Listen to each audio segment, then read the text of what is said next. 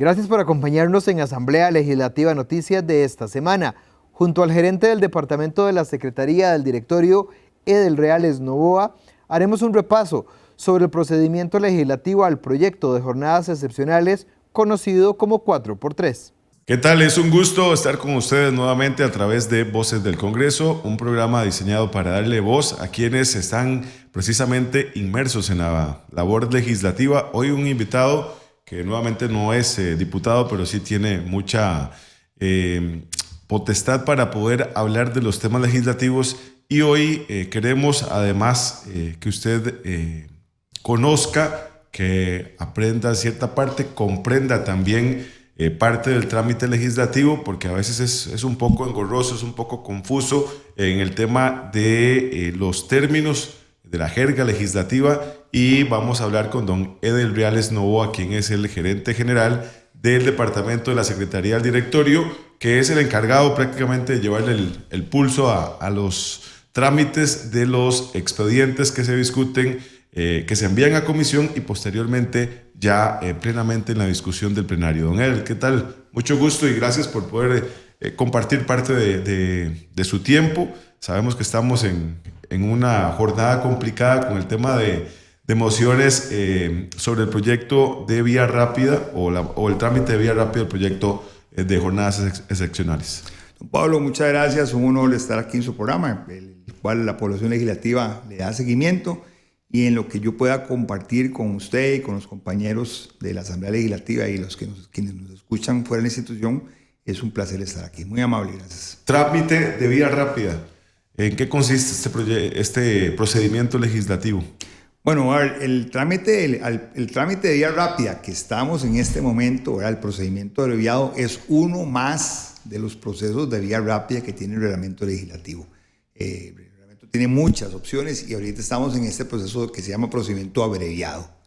¿Cuál es la diferencia de este a otros? Bueno, este establece por primera vez tenemos un instrumento del reglamento muy claro, el trámite de comisión, del trámite plenario cuando el proyecto está dispensado, o el trámite de plenario cuando un proyecto de ley tiene mociones 137 ya presentadas, como es este caso. La principal característica es que establece un plazo determinado para presentar mociones, 3 días hábiles, a partir de que inicia la discusión, y en el caso de establece al menos 14 sesiones de discusión en las cuales las mociones que los diputados y diputadas presentes tienen un plazo de discusión en el plenario. Concluido esas 14 sesiones, seguirán las sesiones que sean necesarias votando las mociones que se hayan presentado, pero ya sin discusión, nada más procesos de votación. Esto lo que nos garantiza es que cuando usted dice, bueno, el proyecto de ley tiene 1000 mociones, usted dice, bueno, en las primeras 14 sesiones, tomando en cuenta plazos máximos de que el proponente habla 5 minutos, hay un diputado a favor, otro en contra, van 15, que el proceso de votación puede durar 5 minutos, usted sabe que alrededor hay un promedio de 20 minutos para cada moción. Entonces usted dice, bueno, en las primeras 14 sesiones podemos ver 110 mociones, 90 mociones, 110 mociones, ¿verdad? Porque hay que tomar en cuenta recesos, etcétera, etcétera. Pero después de eso usted dice, bueno, me quedan 900 mociones. Usted dice, bueno, si 900 mociones, el promedio de votación son 4 minutos, nos quedan tantas horas, tantos días, y usted ya comienza a través del procedimiento abreviado establecer una fecha muy cercana de cuándo se puede votar. Lo que se acorta es el tema de la discusión a partir de la sesión 14. Los dos elementos esenciales es el tema de la discusión, ¿verdad? Y que además por primera vez tenemos un instrumento muy cercano a establecer algún grado de cercanía de cuándo podría estarse votando con la cantidad de mociones que se presenten en primer debate. Entonces esa es la ventaja del procedimiento abreviado. Y hay que saberlo utilizar adecuadamente, porque si no, digamos, puede ser que el instrumento solo nos garantice eso y no lo que se ocupaba en su inicio, que es una votación muy rápida de un proyecto de ley. El procedimiento abreviado más efectivo es un acuerdo legislativo. Siempre todo proceso legislativo lleva inmerso el acuerdo legislativo, el consenso entre los diputados, porque no hay proyecto de ley sencillo, todos son complicados. Hasta los denominados, como se conoce aquí, agendas chayotes, son complicados. El tema es que siempre hay que buscar las agendas y los momentos oportunos para que cada proyecto de ley llegue a buen puerto. Pero si hay un acuerdo entre las fracciones de texto, de forma y fondo, esas mismas mociones pueden simplemente Sí, por supuesto. pasar al archivo y procedemos a votación, y lo que parecía que se iba a discutir en semanas o en meses se puede discutir en una tarde. En una semana. Entonces podemos utilizar una vía rápida que es la dispensa de trámites, ¿verdad? O sea, vamos a ver, el método más sencillo, vía rápida, que es la dispensa de trámites, es que usted presenta un proyecto un lunes, dispensa de trámite el mismo lunes, el martes se aprueba el primer debate, jueves se aprueba el segundo debate, y ahora con la modernidad de la informática, de la Gaceta Digital, a las 12 de la noche del viernes está publicado en la Gaceta. Es la vía rápida más expedita. En todas las vías rápidas se requiere consenso de los diputados y diputadas. Hasta el momento vamos con más de 800 mociones. 864 mociones al día de hoy, a esta hora. ¿Eso qué nos plasma en los plazos legislativos? Bueno, lo que le comentaba anteriormente, uno calcula que más o menos en las primeras 14 sesiones se van a utilizar unas entre 100 y 120 mociones, con lo cual nos quedarían, si solo tuviéramos eso, nos quedarían alrededor de 700 mociones para discutir, para votar sin discusión, y nos podría dar, digamos, septiembre, octubre. Que se puede duplicar además con la revisión. Bueno, y aquí viene otro tema, que son las revisiones. Digamos, cuando usted suma las revisiones, esas 800 mociones nos pueden traducir perfectamente hasta mayo del otro año. ¿Por qué el derecho a revisión, Edel? Bueno, es un derecho fundamental que establece el reglamento legislativo, y es que el diputado pueda incidir en los compañeros en que su moción es buena, y que en el proceso de revisión usted pueda tratar de convencer a sus compañeros para que la moción rechazada pueda incorporarse al texto. ¿Verdad? Esa es la primicia inicial. La otra es que es un derecho básico de todo proceso parlamentario, que es que se soliciten, que yo pueda revisar los actos que se están votando. Para dos cosas. Uno, para incidir en el proceso de mejorar el texto, y otro, para la firmeza de los actos. O sea, recordemos que la Asamblea Legislativa, cada vez que resuelve algo, requiere una firmeza. La revisión me garantiza la firmeza del acto. Entonces, esos dos elementos trae la moción de revisión. En el caso particular, o lo más usual, es tratar de incidir para yo poder motivar a los compañeros de que la propuesta que yo he planteado es la mejor, que el texto que está ahí es el correcto, y que yo solicito al diputado o a los diputados se revise la votación para volver a votar la moción de fondo. ¿Una moción de vía rápida solo se puede discutir en el plenario o también en comisión? No, el reglamento establece la posibilidad, como les indicaba al inicio, de que la vía rápida tiene esa posibilidad de que establece los tres escenarios. Se aprueba para un proyecto que esté en comisión, que también tiene un trámite muy definido. Igual, habrán N cantidad de mociones, pero también establece esos parámetros de cuándo podría votarse un proyecto de ley. En cuanto al plazo ya por el fondo, en este caso, ¿cuánto tienen los diputados una vez que se discutan todas las mociones y poder hablar por el fondo del proyecto? Y también expliquémosle a quienes nos siguen qué es hablar por el fondo.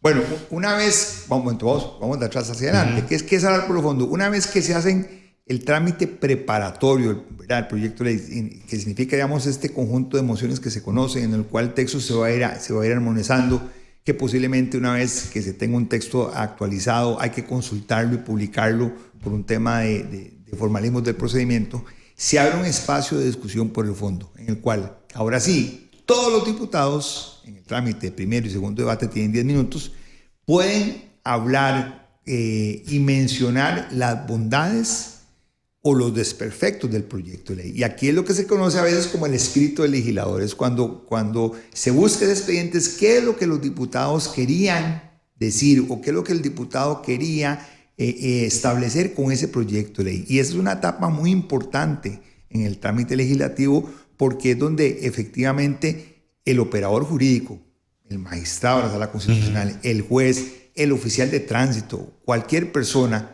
que le vaya a corresponder ver esa ley, puede en las actas ver lo que los diputados querían con ese proyecto de ley. Y también sirve, que es lo más importante, si el proyecto de ley es imperfecto, ¿verdad?, tiene problemas, ver las futuras reformas a esa ley, porque en el proceso de formación de la ley eso es interminable, ¿verdad?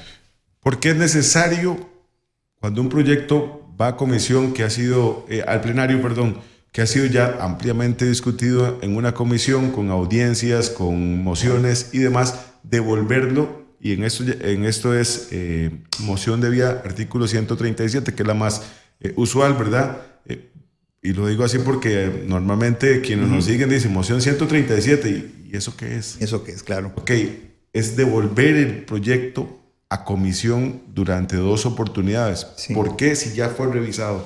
Vamos a ver. Si fue discutido. Claro que sí, Pablo. El tema es el siguiente. El proyecto le va a una comisión, digamos, en el proceso ordinario, una comisión permanente, especial, donde 6, 9, 11 diputados son los que analizan el proyecto de ley, hacen esa etapa preparatoria a través del dictamen, y entonces el proyecto de ley llega al plenario. Pero ahí nos encontramos al resto de diputados. A los 48 restantes. 48 restantes, por ejemplo.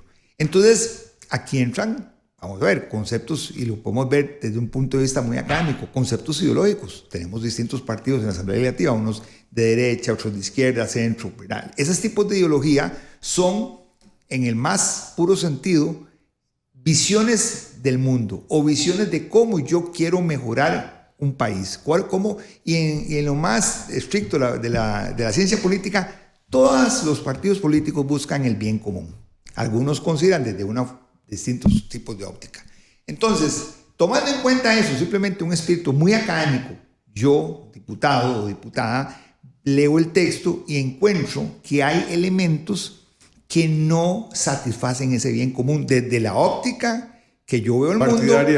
Partidaria y también desde la óptica de mis electores. Recordemos que los diputados vienen por un grupo político que los apoyaron para defender distintas tesis, y ahí es donde el diputado presenta mociones para buscar ese bien común. Vea que estoy hablando aquí meramente académico. Vamos a buscar ese bien común, vamos a mejorar. Recordemos que la moción de 137 fue un primer procedimiento pequeñísimo de vía rápida, porque fue cuando se inauguran las comisiones, ¿verdad? Por ahí en los años 60, las comisiones permanentes ordinarias que salían, y que por la vía de la excepción, ¿verdad?, los diputados podrían presentar mociones para mejorar el texto.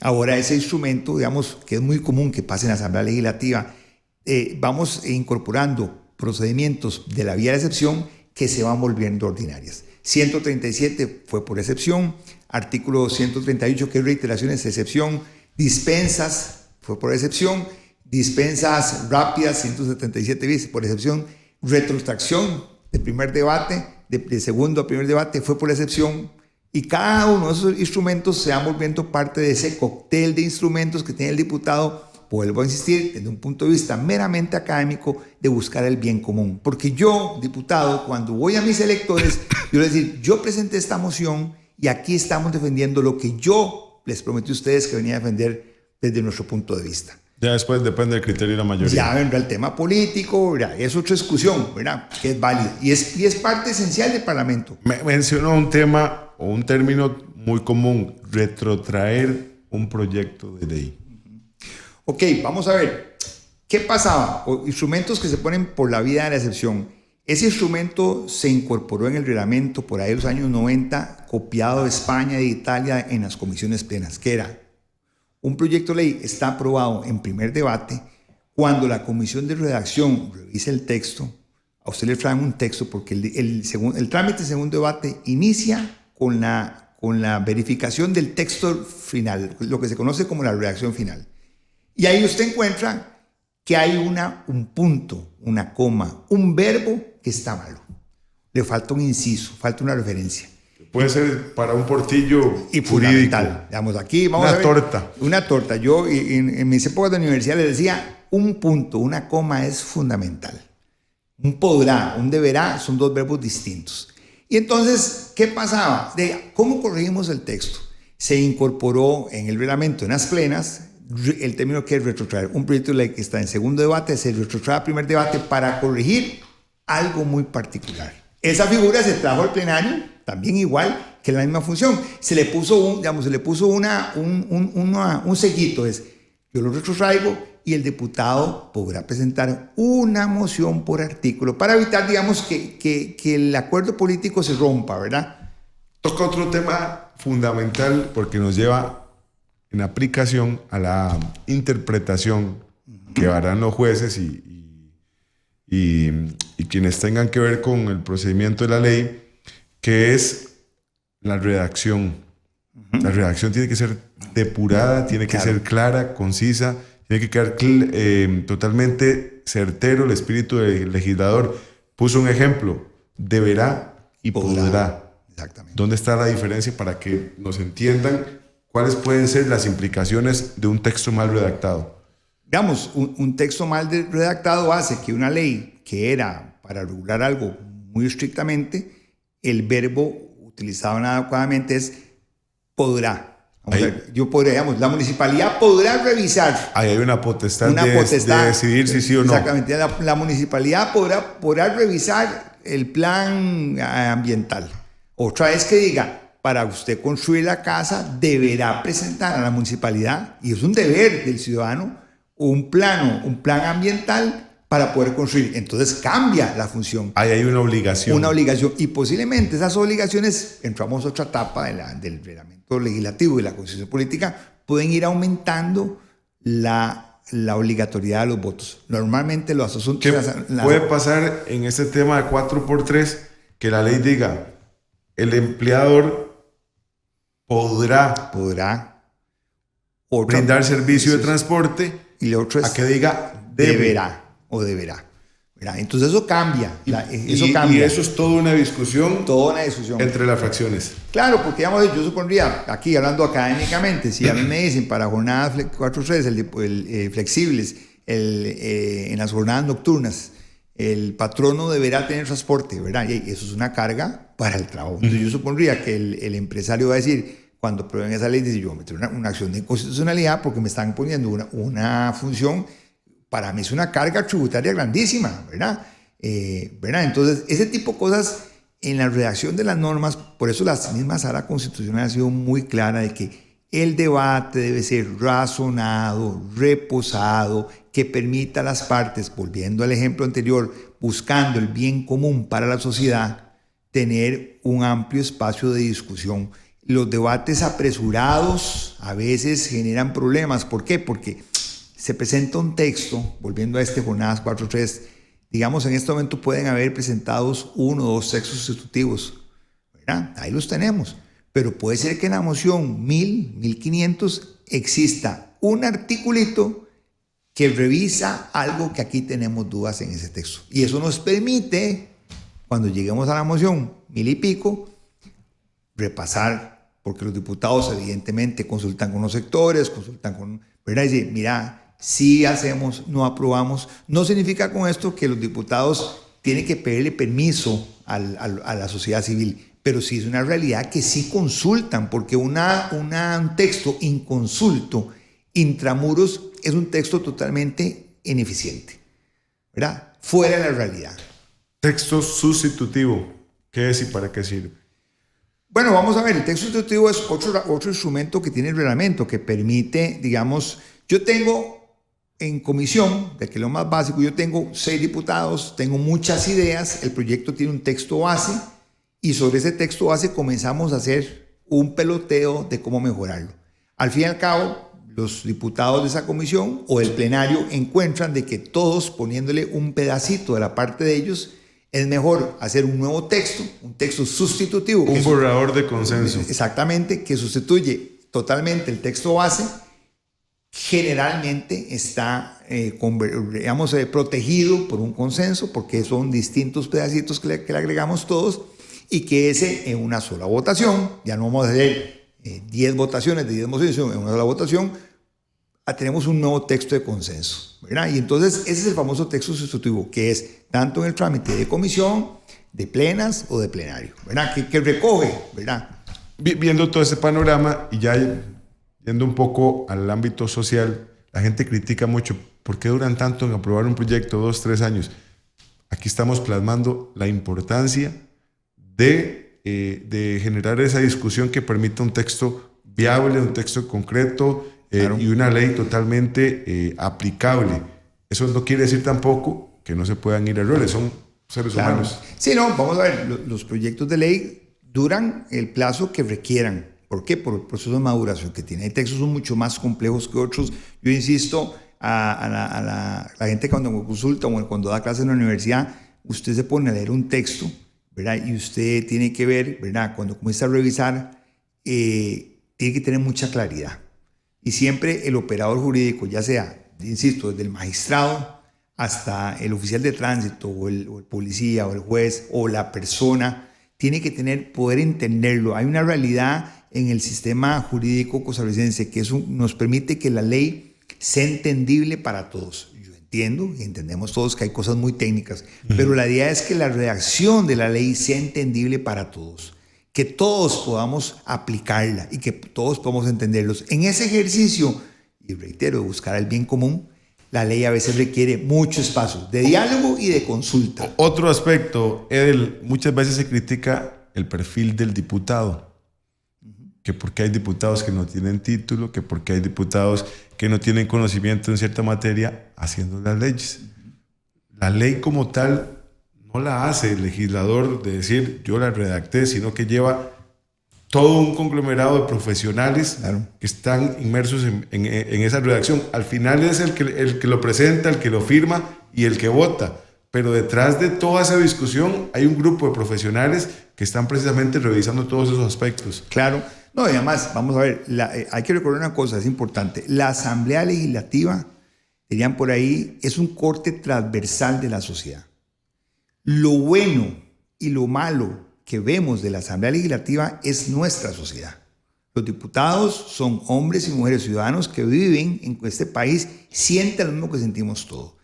Entonces, la voz del agricultor, la voz de la ama de casa, porque hay diputadas que son amas de casa, que son mujeres que han estado en su casa, la voz del abogado, del político, el economista es fundamental en esa construcción de la legislación.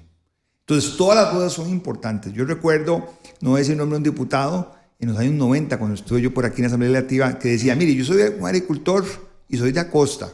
Yo de esto no entiendo. Estaba hablando del PL 480, aquellos programas de ajuste del PL 480.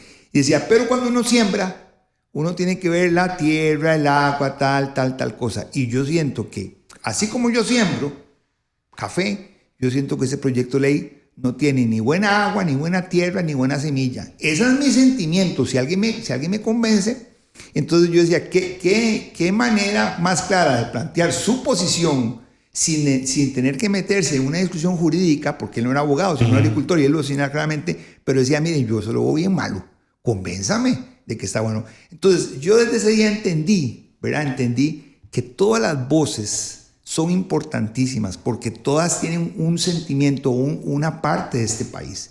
O ignorarlas, obviarlas es el error más grande. Hay mil historias de eso. Pensar solo en profesionales o clase media alta en asamblea es un error gravísimo. Es omitir, claro, a la otra sociedad, claro, que está en un estrato más bajo y que probablemente esos de perfil alto no vayan a tener esa sensibilidad de plasmar lo que están esos costarricenses viviendo. Mire, las principales leyes de ayuda social han tenido esa visión de las maestras o de los profesores, que son los que están ahí directamente con sus estudiantes, con sus familias de escasos recursos, que saben la vivencia.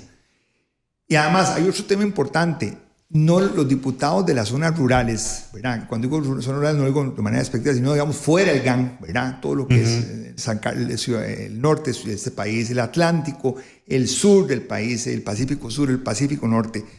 El diputado de la zona rural va a su casa y todo el mundo sabe dónde vive, sabe quién es su papá, quién es su mamá, va al estadio, la gente lo encuentra en el estadio, va a misa, la gente lo encuentra a misa, va a la feria, la gente lo encuentra en la feria. El diputado, ese sí tiene esa vivencia más cercana. El diputado de la área metropolitana pues se pierde en el mall y se pierde en su carro y posiblemente en su condominio, que tiene todo su derecho a vivir ahí, pero es más aislado. Esas vivencias son las que se recogen para la formación de una ley. El otro día hablaba con Daniel y con Andrea Muñoz. Excelentes profesionales. Un ejemplo muy claro, la ley de tránsito.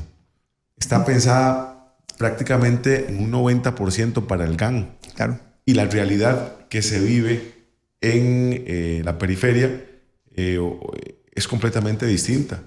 Bueno, la ley de tránsito... Y hay diputados de esas zonas que sí conocen y sí, se intenta.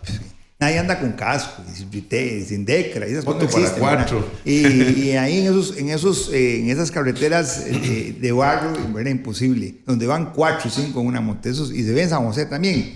Pero yo le pongo, es un tema que usted plantea muy importante. No todo se regula por ley.